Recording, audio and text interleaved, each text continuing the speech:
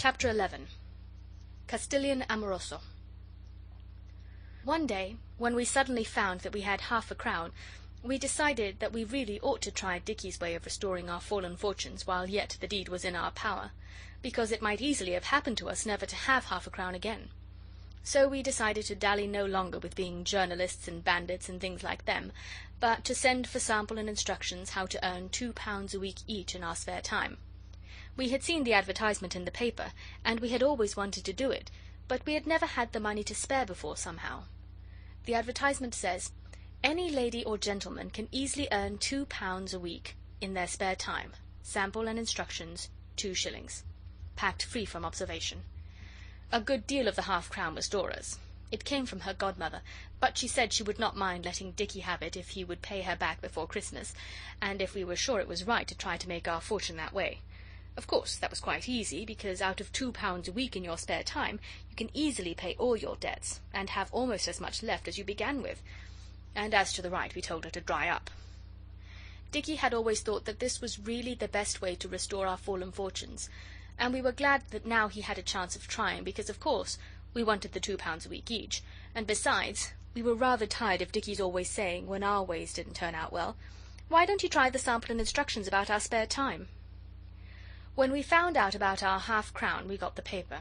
Noel was playing admirals in it, but he had made the cocked hat without tearing the paper, and we found the advertisement, and it said just the same as ever. So we got a 2-shilling postal order and a stamp, and what was left of the money it was agreed we would spend in ginger beer to drink success to trade.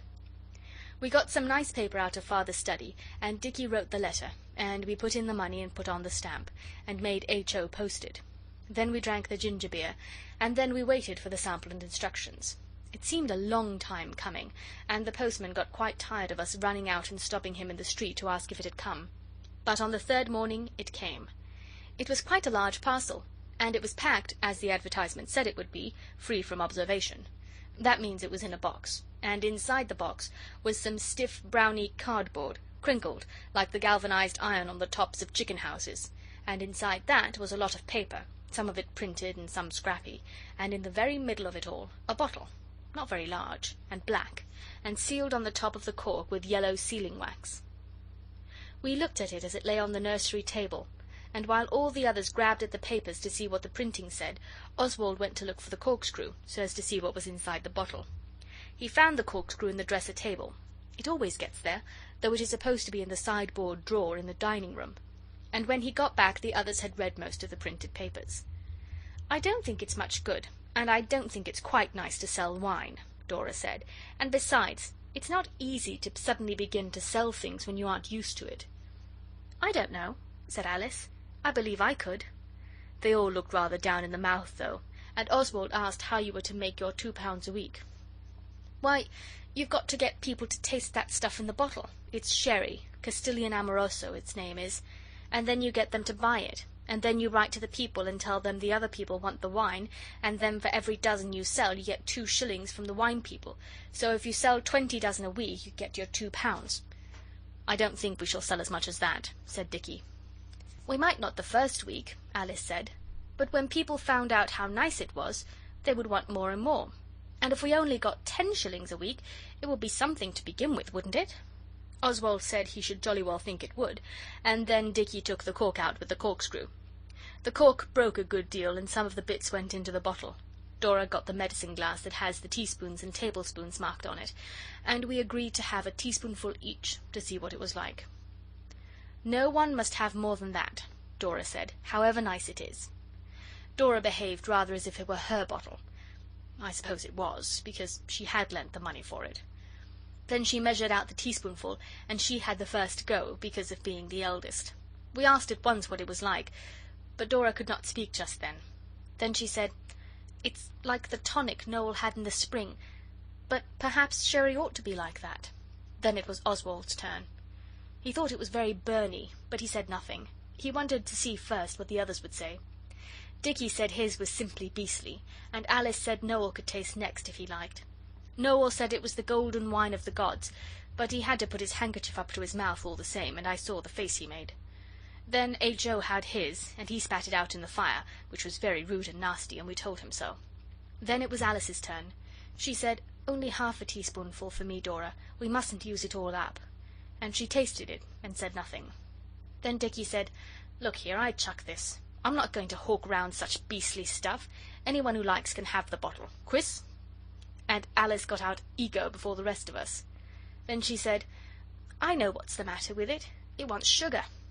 And at once we all saw that that was all there was the matter with the stuff. So we got 2 lumps of sugar and crushed it on the floor with one of the big wooden bricks till it was powdery, and mixed it with some of the wine up to the tablespoon mark, and it was quite different, and not nearly so nasty. "You see, it's all right when you get used to it," Dicky said. I think he was sorry he had said quiz in such a hurry. "Of course," Alice said, "it's rather dusty. We must crush the sugar carefully in clean paper before we put it in the bottle." Dora said she was afraid it would be cheating to make one bottle nicer than what people would get when they ordered a dozen bottles, but Alice said Dora always made a fuss about everything, and really it would be quite honest. "You see," she said, "I shall just tell them quite truthfully what we have done to it, and when their dozens come they can do it for themselves." So then we crushed 8 more lumps, very cleanly and carefully between newspapers, and shook it up well in the bottle, and corked it up with a screw of paper, brown and not news, for fear of the poisonous printing ink getting wet and dripping down into the wine and killing people.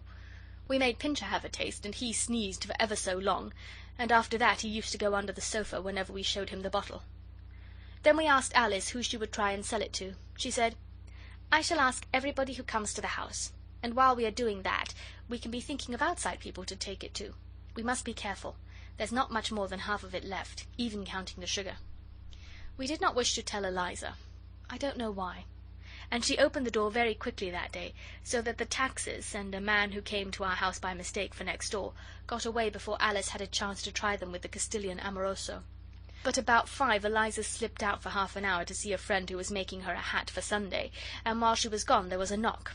Alice went, and we looked over the banisters. When she opened the door she said at once, "Will you walk in, please?"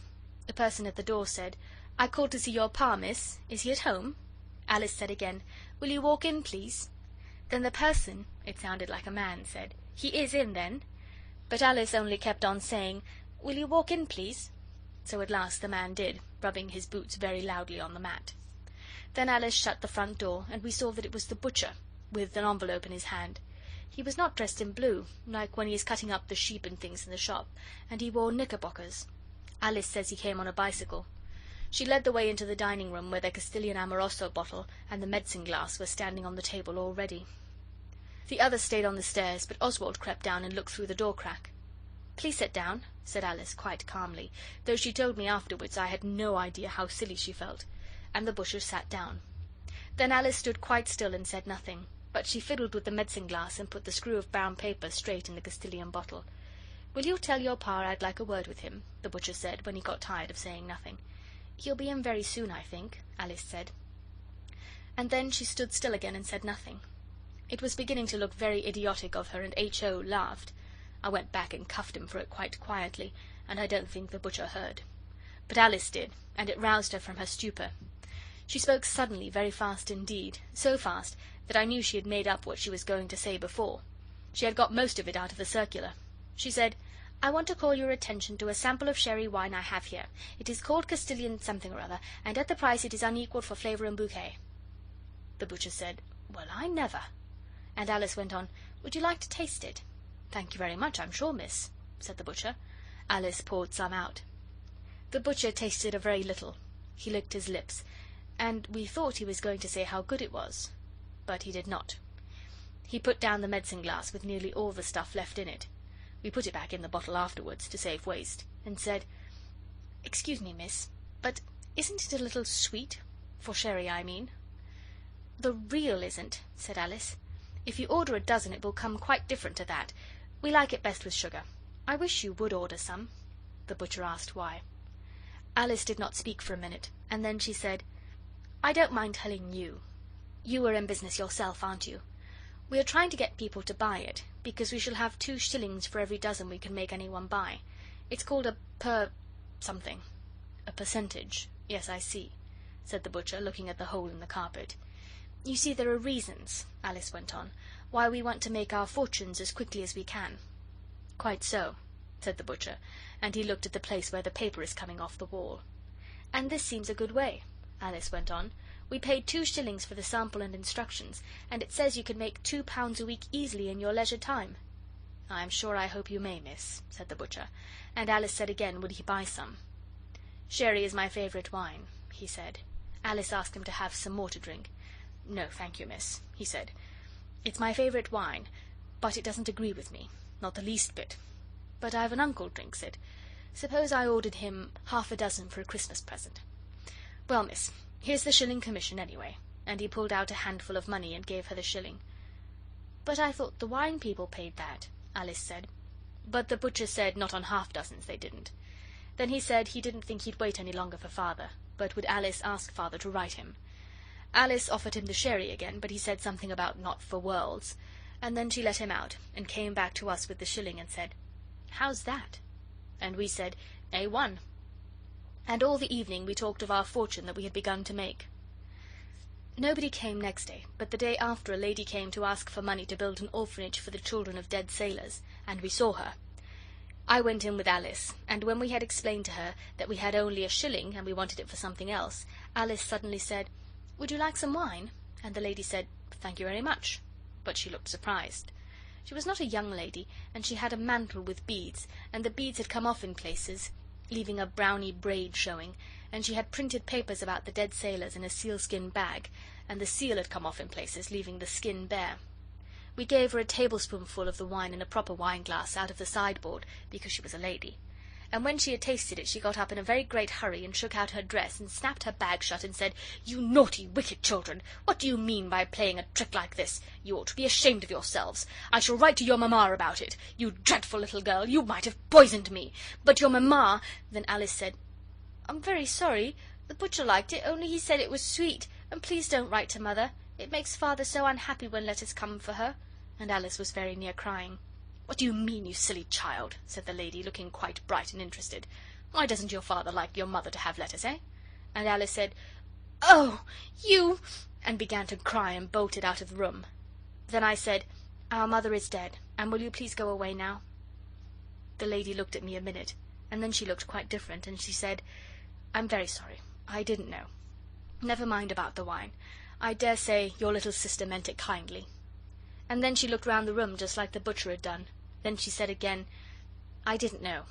I'm very sorry." So I said, "Don't mention it," and shook hands with her and let her out. Of course we couldn't have asked her to buy the wine after what she'd said, but I think she was not a bad sort of person. I do like a person to say they're sorry when they ought to be, especially a grown-up. They do it so seldom. I suppose that's why we think so much of it. But Alice and I didn't feel jolly for ever so long afterwards, and when I went back into the dining room I saw how different it was from when Mother was here, and we are different, and Father is different, and nothing is like it was. I am glad I am not made to think about it every day. I went and found Alice and told her what the lady had said, and when she had finished crying we put away the bottle and said we would not try to sell any more to people who came. And we did not tell the others. We only said the lady did not buy any. But we went up on the heath, and some soldiers went by, and there was a Punch and Judy show, and when we came back we were better. The bottle got quite dusty where we had put it, and perhaps the dust of ages would have laid thick and heavy on it, only a clergyman called when we were all out. He was not our own clergyman. Mr. Bristow is our own clergyman, and we all love him, and we would not try to sell sherry to people we like, and make £2 a week out of them in our spare time. It was another clergyman, just a stray one, and he asked Eliza if the dear children would not like to come to his little Sunday school. We always spend Sunday afternoons with Father, but as he had left the name of his vicarage with Eliza, and asked her to tell us to come, we thought we would go and call on him just to explain about Sunday afternoons, and we thought we might as well take the sherry with us. "I won't go unless you all go too," Alice said, "and I won't do the talking." Dora said she thought we had much better not go, but we said rot, and it ended up in her coming with us, and I am glad she did. Oswald said he would do the talking if the others liked, and he learned up what to say from the printed papers. We went to the vicarage early on Saturday afternoon, and rang at the bell. It is a new red house with no trees in the garden, only very yellow mould and gravel. It was all very neat and dry. Just before we rang the bell we heard someone inside call, "Jane! Jane!" and we thought we would not be Jane for anything. It was the sound of the voice that called that made us sorry for her. The door was opened by a very neat servant in black, with a white apron, We saw her tying the strings as she came along the hall, through the different coloured glass in the door. Her face was red, and I think she was Jane. We asked if we could see Mr. Mallow. The servant said Mr. Mallow was very busy with his sermon just then, but she would see. But Oswald said, "It's all right, he asked us to come." So she let us all in, and shut the front door, and showed us into a very tidy room with a bookcase full of a lot of books covered in black cotton with white labels, and some dull pictures and a harmonium. And Mr. Mallow was writing at a desk with drawers, copying something out of a book. He was stout and short, and wore spectacles. He covered his writing up when we went in. I don't know why. He looked rather cross, and we heard Jane or somebody being scolded outside by the voice. I hope it wasn't for letting us in, but I have had doubts. "Well," said the clergyman, "what is all this about?" "You asked us to call," Dora said, "about your little Sunday school. We are the Bastables of Lewisham Road." "Oh, yes," he said. "And shall I expect you all tomorrow?" He took up his pen and fiddled with it, and he did not ask us to sit down, but some of us did. "We always spend Sunday afternoon with Father," said Dora, "but we wish to thank you for being so kind as to ask us." "And we wish to ask you something else," said Oswald, and he made a sign to Alice to get the sherry ready in the glass. She did, behind Oswald's back, while he was speaking. "My time is limited," said Mr. Mallow, looking at his watch, "but still..." Then he muttered something about the fold, and went on. "Tell me what is troubling you, my little man, and I will try to give you any help in my power. What is it you want?" Then Oswald quickly took the glass from Alice, and held it out to him, and said, "I want your opinion on that." "On that?" he said. "What is it?" "It is a shipment," Oswald said, "but it's quite enough for you to taste." Alice had filled the glass half full. I suppose she was too excited to measure properly. "A shipment?" said the clergyman, taking the glass in his hand. "Yes," Oswald went on, "an exceptional opportunity. Full-bodied and nutty." "It really does taste rather like one kind of Brazil nut." Alice put her oar in as usual. The vicar looked from Alice to Oswald and back again, and Oswald went on with what he had learnt from the printing. The clergyman held the glass at half arm's length, stiffly, as if he had caught cold. "It is of a quality never before offered at the price. Old, delicate what's his name?" "Amorolio," said H.O. "Amoroso," said Oswald. "H.O., you just shut up. Castilian Amoroso. It's a true after-dinner wine, stimulating and yet..." "Wine?" said Mr. Mallow, holding the glass further off. "Do you know," he went on, making his voice very thick and strong, I expect he does it like that in church, "have you never been taught that it is the drinking of wine and spirits, yes, and beer, which makes half the homes in England full of wretched little children and degraded, miserable parents?" "Not if you put sugar in it," said Alice firmly. 8 lumps and shake the bottle. We have each had more than a teaspoonful of it, and we were not ill at all. It was something else that upset H.O. Most likely all those acorns he got out of the park." The clergyman seemed to be speechless with conflicting emotions, and just then the door opened and the lady came in. She had a white cap with lace, and an ugly violet flower in it, and she was tall, and looked very strong, though thin. I do believe she had been listening at the door. "But why," the vicar was saying, "why did you bring this dreadful fluid, this curse of our country, to me to taste?" "Because we thought you might buy some," said Dora, who never sees when a game is up. "In books the parson loves his bottle of old port, and new sherry is just as good, with sugar, for people who like sherry. And if you would order a dozen of the wine, then we should get 2 shillings. The lady said, and it was the voice, "Good gracious! Nasty, sordid little things! Haven't they anyone to teach them better?" And Dora got up and said, "No, we are not those things you say, but we are sorry we came here to be called names. We want to make our fortune just as much as Mr. Mallow does, only no one would listen to us if we preached, so it's no use our copying out sermons like him." And I think that was smart of Dora, even if it was rather rude. Then I said perhaps we had better go, and the lady said, "I should think so." But when we were going to wrap up the bottle and glass, the clergyman said, "No, you can leave that," and we were so upset we did, though it wasn't his after all. We walked home very fast, and not saying much, and the girls went up to their rooms. When I went to tell them tea was ready, and there was a tea cake, Dora was crying like anything, and Alice hugging her. I am afraid there is a great deal of crying in this chapter, but I can't help it. Girls will sometimes. I suppose it is their nature, and we ought to be sorry for their affliction. "It's no good," Dora was saying.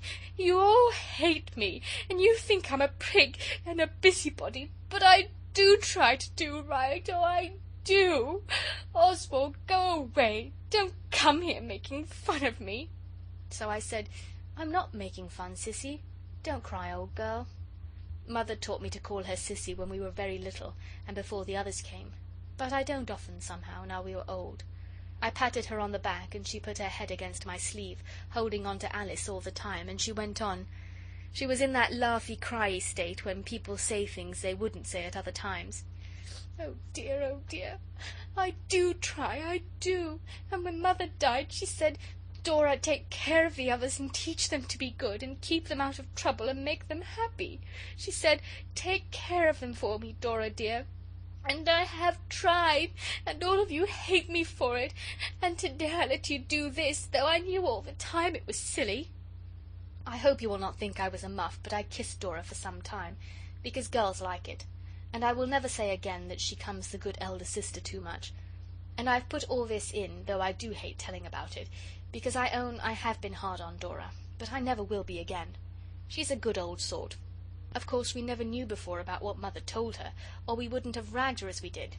We did not tell the little ones, but I got Alice to speak to Dicky, and we three can sit on the others, if requisite. This made us forget all about the sherry, but about 8 o'clock there was a knock, and Eliza went, and we saw it was poor Jane, if her name was Jane, from the vicarage. She handed in a brown paper parcel and a letter, and 3 minutes later Father called us into his study.